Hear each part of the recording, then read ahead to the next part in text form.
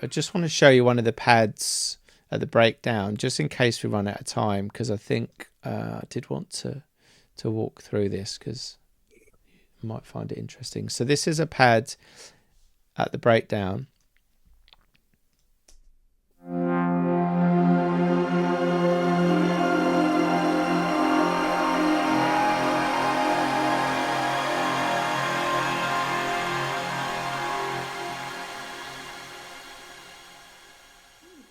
All right, so can anyone guess what reverb I used on that? All of them. All of the reverbs. Valhalla. Valhalla. Shimmer. Who said that? Jacob. Jacob. Yes, correct. Top marks, Jacob. I'd use Valhalla. Now, and I'm using it as a pre-fade on this one. So I just wanted to show you this just to talk through the different approach from the previous one, from the intro, where I inserted... I bet it's the black hole preset and all. Do you know what? It's always black hole. You might be right. Yes, it was. Yes. There is no other. You can't go wrong, really, can you? All right, so this was, let's just take off the processing. So this was a bounce. This was a bounce of some of the pads from the intro, which you'll recognize.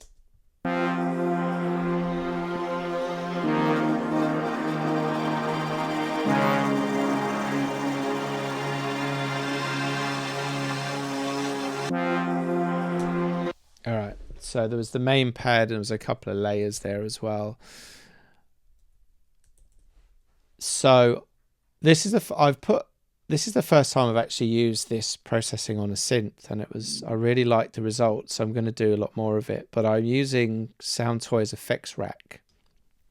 Now, for those of you who've got Sound Toys, there's a sound design section down the bottom, and it's got some really cool. I actually used this on some of the drum edits in this track as well, which I'll talk through as well. Hopefully we'll have time. So this is what's giving it. There's this the Echo Boy is what's giving it the kind of, it's a kind of like a resonator resonance kind of modulation type effect.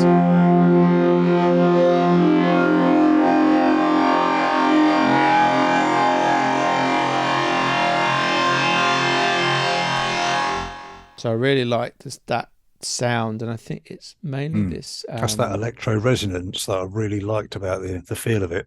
That sort of sci-fi electric feel comes from mostly that, with a bit of the Detroit stab. Is this rhythm parameter here? If I change this, if I turn it off, actually.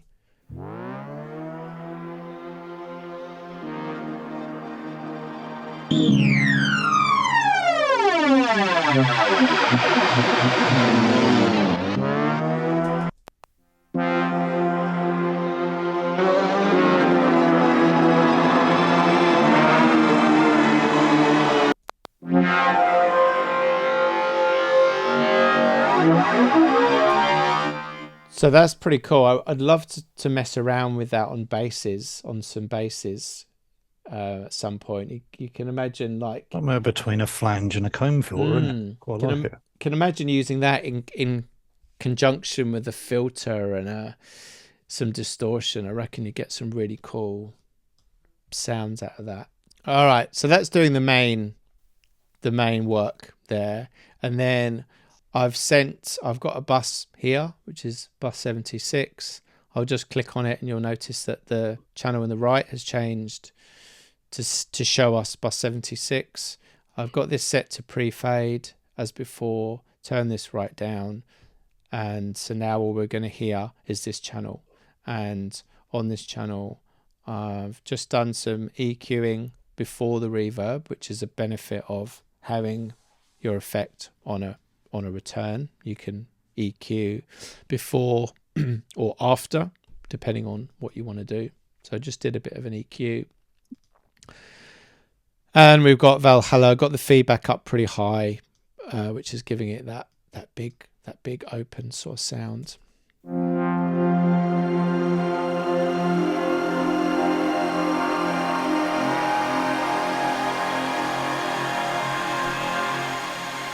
Yeah, so I really liked how that sounded. I'll just play it in the context of the track.